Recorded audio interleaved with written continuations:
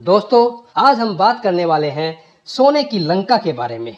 जी हाँ दोस्तों, उस लंका के बारे में जहां कभी रावण ने राज किया था दोस्तों, और रावण अपने आप को लंकापति कहलाने में गर्व महसूस करता था दोस्तों, क्या आपको पता है कि सोने की लंका रावण ने नहीं बनाई थी? जी हाँ दोस्तों, अगर सोने की लंका रावण ने नहीं बनाई थी तो सोने की लंका को बनाने वाला कौन था? दोस्तों, इस वीडियो में हम आपको इस बारे में पूरी जानकारी देंगे दोस्तों।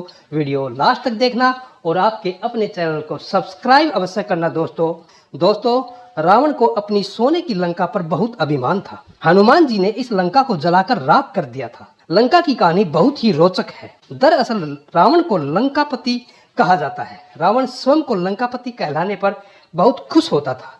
उसे लंका से बेहद लगाव था, क्योंकि उसे लगता था कि लंका जैसा कोई दूसरा स्थान इस लोक में नहीं है दोस्तों।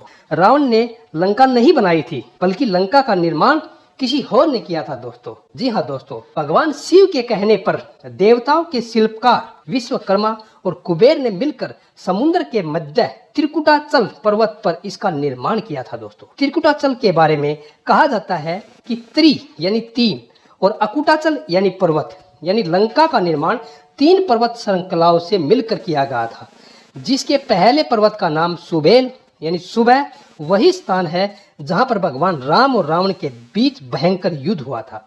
इस पर्वत के दूसरे भाग को नील कहा जाता है। इसी स्थान पर लंका का महल था दोस्तों। इस पर्वत का सबसे सुंदर भाग यानी सुंदर पर्वत था जहां पर अशोक वाटिका थी। इस स्थान पर माता सीता को रावण ने रखा था दोस्तों। सुंदर पर्वत से सुंदरकांड नाम कैसे पड़ा दोस्तों? हनुमान जी को खुश करने के लिए सुंदरकांड का पाठ किया जाता है, जो सुंदर पर्वत नाम से जुड़ा है।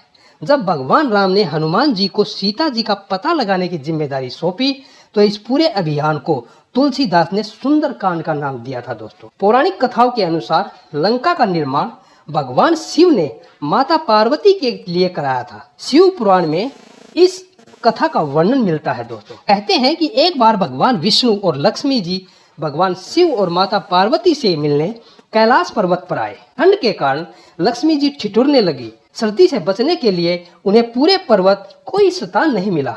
मजाक में लक्ष्मी जी ने माता पार्वती से कह दिया कि आप इस पर्वत पर कैसे जीवन व्यतीत करती हो। इसके बाद माता पार्वती ने वैकुंठ धाम की यात्रा की।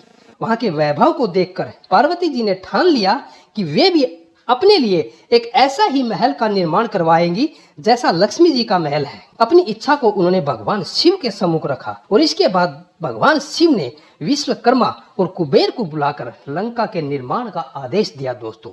और इस प्रकार से सोने की लंका का निर्माण हुआ दोस्तों।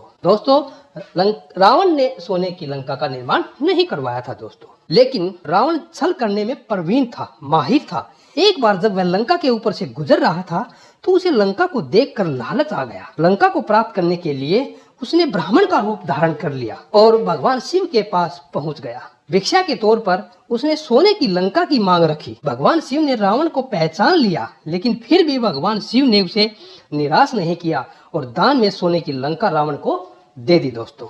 रावण को दान में लंका देने की बात जब पार्वती माता को पता हुई तो उन्होंने बहुत क्रोध आया। क्रोध में आकर के श्राप दिया कि ए रावण, एक दिन ये सोने की लंका राख हो जाएगी। और वही हुआ भी। हनुमान जी ने सोने की लंका को जलाकर भस्म कर दिया।